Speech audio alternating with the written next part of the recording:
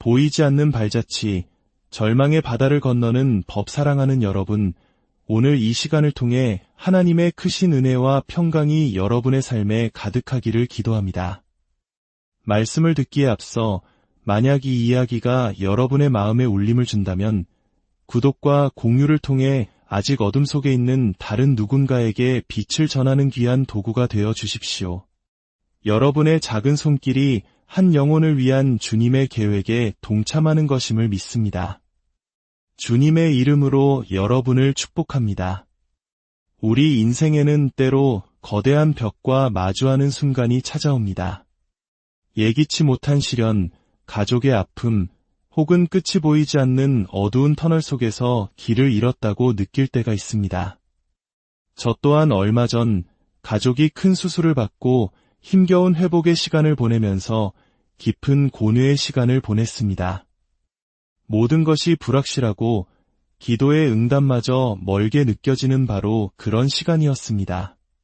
그렇게 온 가족이 한마음으로 성경을 읽던 중 우리는 시편 77편이라는 말씀의 바다에 멈춰 섰습니다.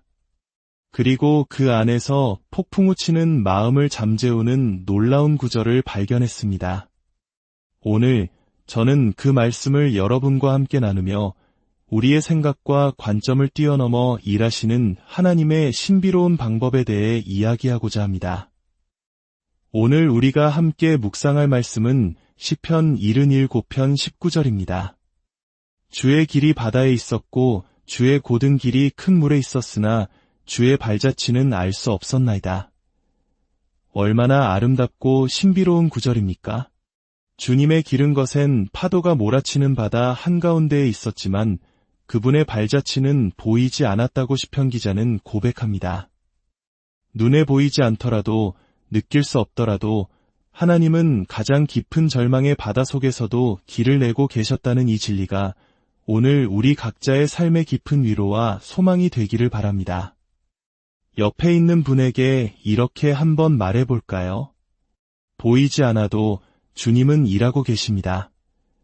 사랑하는 하나님, 당신께서 저를 이끌어 넘게 하신 모든 산과 지나게 하신 모든 골짜기에 감사드립니다. 모든 것이 주님의 은혜였음을 고백하며 찬양합니다. 이제 당신의 말씀을 통해 우리에게 말씀하여 주옵소서. 저를 당신의 도구로 사용하여 주시고 당신의 자녀들에게 말씀을 선포할 용기와 명확함, 그리고 확신을 주옵소서. 듣는 모든 이들이 이 말씀을 받아 순종하게 하시고 그들의 삶에 놀라운 변화가 일어나게 하옵소서. 이 모든 기도 우리 주 예수 그리스도의 이름으로 기도합니다. 아멘. 오늘부터 몇 주간 우리가 함께 나눌 이야기의 큰 주제는 바로 내 생각은 그랬어입니다. 이 말 속에는 우리가 옳았다고 확신했을 때의 뿌듯함도 있지만 동시에 우리가 얼마나 쉽게 자신의 생각이라는 감옥에 갇히는지를 보여주는 씁쓸함도 담겨 있습니다. 솔직히 고백하자면 제 삶의 문제들 중 90%는 사탄이 저에게 한 일이나 다른 사람이 저에 대해 한 말 때문에 생긴 것이 아니었습니다. 제가 하나님이 원하시는 일을 하는 데 있어 가장 큰 장애물, 하나님께서 제 삶에서 그분의 뜻을 이루시는데 가장 큰 걸림돌은 바로 내 생각이라는 교묘한 녀석이었습니다. 지금의 내 삶이 슬픈 것은 현재 내 모습 그 자체가 아니라 이 나이쯤 되면 이러이러한 모습일 것이라고 내가 생각했던 그 기대 때문입니다. 내가 불안한 것은 내 인격 자체의 문제라기보다는 다른 사람들이 보여준 모습을 보고 내가 마땅히 되어야 한다고 내가 생각했던 그 기준 때문입니다. 우리는 다른 사람의 단점이나 약점은 보지 못한 채 그들의 가장 좋은 모습과 나의 현실을 비교하며 좌절합니다. 이 모든 문제의 근원은 바로 내 생각입니다. 아직 결혼하지 못해서 좌절하는 것이 아니라 이 나이쯤이면 당연히 결혼했을 것이라고 생각했기 때문에 좌절합니다. 하나님이 행하실 일에 대한 가장 큰 적은 바로 그분이 이렇게 행하실 것이라고 내가 생각했던 그 방식입니다. 혹시 나는 확신에 차 있었지만 완전히 틀렸던 경험을 떠올릴 수 있으십니까? 아마 쉽지 않을 겁니다. 우리는 그런 기억들을 애써 지우려 하기 때문입니다. 하지만 과거의 실수를 인정하고 기억하지 못한다면 우리는 그로부터 아무것도 배울 수 없습니다. 예수님께서 우리의 죄와 수치를 가져가셨다는 것은 우리의 실수를 통해 얻는 교훈까지 없애버리신다는 뜻이 아닙니다.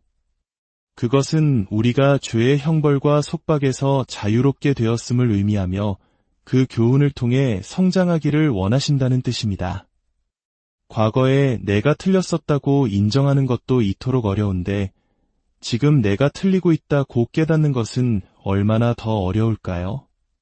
어쩌면 지금 이 순간에도 사탄은 우리를 나라는 생각의 감옥, 아이폰이 아닌 나라는 생각의 감옥에 가두어두고 있는지도 모릅니다. 오늘 우리가 읽은 시편 77편의 기자는 바로 이 나라는 생각의 감옥에 갇혀 있었습니다. 그는 처음부터 주님의 길은 바다에 있었습니다. 라고 노래하지 않았습니다. 그가 어떻게 그 깊은 깨달음에 이르게 되었는지 시편 77편의 처음으로 함께 돌아가 보겠습니다. 이 시편은 탄식의 시입니다. 기자는 하나님께 자신의 고통을 정직하게 쏟아내고 있습니다. 1절과 2절을 보십시오. 내가 내 음성으로 하나님께 부르짖으리니 나의 환난 날에 내가 주를 찾았으며 밤에는 내 손을 들고 거두지 아니하였나니 내 영혼이 위로 받기를 거절하였더라. 그의 고통은 너무나도 깊어서 심지어 하나님의 위로마저 거부할 정도였습니다.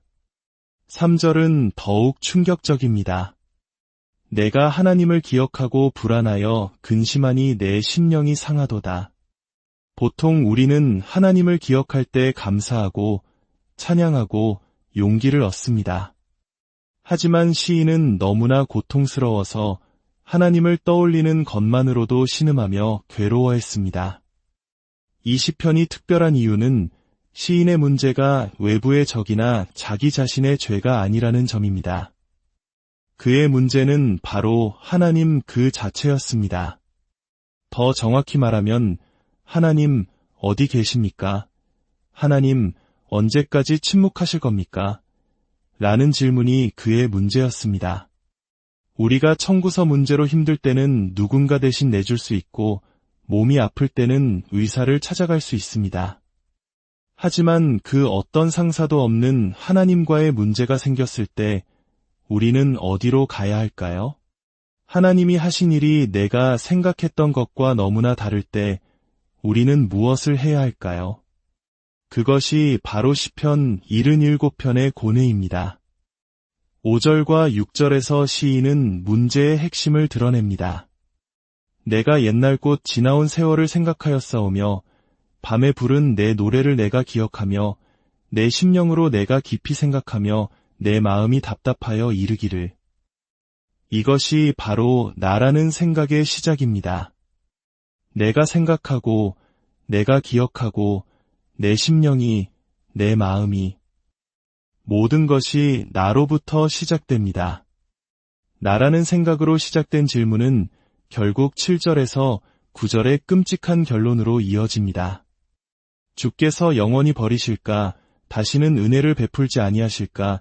그의 인자하심은 영원히 끝났는가? 그의 약속하심도 영구히 패하였는가? 하나님이 그가 베푸실 은혜를 잊으셨는가?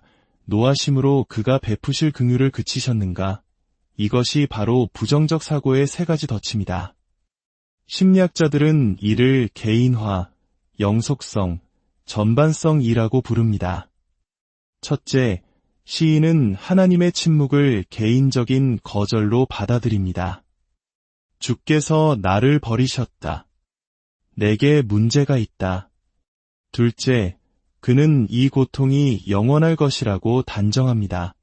다시는 은혜를 베풀지 않으실 것이다. 셋째, 이 절망은 그의 삶 전체로 퍼져나갑니다. 그의 인자하심은 완전히 끝났다. 이처럼 일시적인 고난, 이 희망 없는 절망으로 변하는 순간 사탄은 우리를 나라는 생각의 감옥에 완벽하게 가두어 버립니다. 꿈은 끝났고 비전도 끝났고 내 삶의 기쁨도 끝났다고 생각하게 만듭니다. 만약 오늘 여러분이 이런 절망의 자리에 있다면 바로 여기서부터 시작합시다. 하지만 놀라운 반전이 일어납니다. 모든 것이 끝났다고 생각했던 바로 그 순간 시인의 생각에 거대한 전환이 일어납니다. 이 시편 전체의 흐름을 바꾸는 경첩과도 같은 구절, 바로 10절입니다. 또 내가 말하기를 이는 나의 잘못니라. 지존자의 오른손의 해 곧 여호와의 일들을 기억하며 주께서 옛적에 행하신 기이한 일을 기억하리이다. 그때 나는 다시 생각했습니다. 이것이 오늘 설교의 전부입니다. 첫 번째 생각, 나에게서 출발한 생각은 절망으로 끝났습니다. 그러나 두 번째 생각, 하나님의 행하신 일을 향한 생각은 모든 것을 바꾸어 놓았습니다. 시인은 2절에서 피곤에 지쳐 내 손을 들었다고 고백했습니다. 그것은 나의 손이었습니다. 하지만 10절에서 그는 지존자, 즉 하나님의 오른손을 기억하기 시작합니다. 지쳐 내려올 수밖에 없는 나의 손에 집중하던 시선이 결코 지치지 않으시는 하나님의 능력의 오른손으로 옮겨간 것입니다. 내 손이 얼마나 지쳤는지, 내가 얼마나 상처받았는지, 내가 얼마나 외로운지에 대한 생각을 멈추고 하나님께서 그분의 강한 손으로 어떤 위대한 일들을 행하셨는지를 기억하기 시작할 때 우리의 지친 손은 다시 하늘을 향해 찬양의 손으로 들려지게 될 것입니다. 싸움은 나의 것이 아니라 주님께 속한 것이기 때문입니다. 그렇습니다. 시인은 끝났다고 생각했다가 다시 깊이 생각하기 시작했습니다. 그는 절망적인 자신의 상황을 생각하는 것을 멈추고 하나님께서 과거에 행하신 위대한 일들, 즉 그들의 조상인 이스라엘 백성을 이집트의 노예 생활에서 구원하신 출애굽 사건을 떠올리기 시작했습니다. 그때 이스라엘 백성들은 홍해 앞에 섰습니다. 뒤에서는 이집트의 군대가 맹렬히 추격해오고 앞에는 거대한 바다가 가로막고 있었습니다. 완벽한 절망의 상황이었습니다. 그들은 모세에게 원망하며 소리쳤습니다. 이집트에 묻힐 자리가 없어서 우리를 이 광야에서 죽게 하려고 데려왔습니까? 그들은 생각했습니다. 이 바다가 자신들의 무덤이 될 것이라고. 하지만 그들이 무덤이라고 생각했던 바로 그 바다가 하나님의 능력의 손이 임하자 구원의 길이 되었습니다. 하나님은 바다를 가르셨고 이스라엘 백성은 마른 땅을 걸어 건넜습니다. 그리고 그들을 뒤쫓던 이집트 군대는 다시 합쳐진 바닷물에 모두 수장되었습니다. 무엇을 깨달을 수 있습니까? 그들을 죽일 것이라고 생각했던 바로 그것이 사실은 그들을 구원하고 그들의 원수를 멸하는 하나님의 도구였다는 사실입니다. 출애굽기 15장 1절은 이렇게 시작합니다. 이때에 모세와 이스라엘 자손이 이 노래로 여호와께 노래하니 절망의 탄식이 감사의 찬양으로 바뀌는 순간 바로 그때에입니다. 시편 기자는 바로 이 역사를 기억하며 깨달았습니다. 주의 길이 바다에 있었고 주의 곧은 길이 큰 물에 있었으나 주의 발자취는 알 수 없었나이다. 왜 주님의 발자취를 볼 수 없었을까요? 주님은 발로 걷는 낮은 차원에서 일하신 것이 아니라 그보다 훨씬 높은 차원에서 그분의 강한 손으로 일하고 계셨기 때문입니다. 우리가 보지 못하는 동안 그분은 우리를 삼키려던 바다를 가르고 계셨고 우리를 노예로 다시 끌고 가려던 원수들을 물리칠 계획을 세우고 계셨던 것입니다. 사랑하는 여러분, 생각을 끝까지 해보십시오. 오버싱킹이 아니라 믿음으로 싱이트스로 하십시오.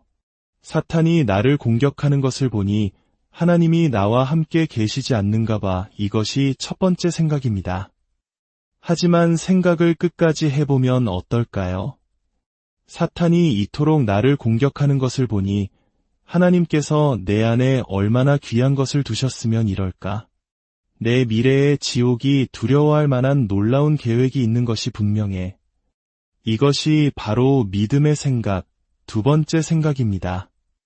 하나님의 생각은 우리의 생각과 다르며 그분의 길은 우리의 길과 다릅니다. 만약 모든 일이 우리가 생각한 대로만 이루어진다면 우리의 생각이 하나님이 될 것입니다. 오늘 말씀을 마무리하며 여러분을 축복합니다. 예수님을 따르는 길을 포기하려는 유혹 속에서, 거룩함을 지키는 것을 포기하려는 마음 속에서, 하나님이 주신 사명을 내려놓고 싶은 순간 속에서 모든 것이 끝났다는 첫 번째 생각에 머무르지 마십시오. 오늘 다시 깊이 생각하십시오. 그래서 절망의 바다 저편에서 바다를 가르신 신실하신 하나님을 향한 여러분의 찬송이 울려 퍼지게 하십시오. 한순간 바다가 그들을 죽일 것처럼 보였습니다. 그러나 다음 순간 그들은 깨달았습니다. 하나님께서 우리를 여기까지 인도하신 것은 우리를 물에 빠뜨리기 위함이 아니구나. 우리를 버려두기 위함도 아니구나. 원수는 수영을 못하기 때문에 하나님은 우리를 이곳으로 인도하셨구나. 여러분의 삶을 가로막고 있는 홍해가 있습니까? 그것이 여러분의 무덤이 될 것이라고 생각하십니까? 다시 생각하십시오. 그것은 여러분의 원수가 잠길 곳이며 여러분이 하나님의 영광을 목도할 구원의 길이 될 것입니다. 기도하겠습니다. 살아계신 하나님 아버지, 우리의 짧은 생각과 좁은 시야를 용서하여 주옵소서. 절망의 바다 앞에서 끝이라고 생각했던 우리의 불신을 회개합니다. 이제는 다시 생각하기 원합니다. 나의 지친 손이 아니라 강하신 주님의 오른손을 기억하게 하옵소서. 우리를 덮치려는 문제의 파도가 아니라 그 파도를 가르시는 주님의 능력을 바라보게 하옵소서. 보이지 않는 곳에서 이미 길을 내고 계시는 주님을 신뢰함으로 모든 두려움을 이기고 믿음으로 전진하는 당신의 자녀들 되게 하여 주옵소서. 우리 주 예수 그리스도의 이름으로 간절히 기도드립니다.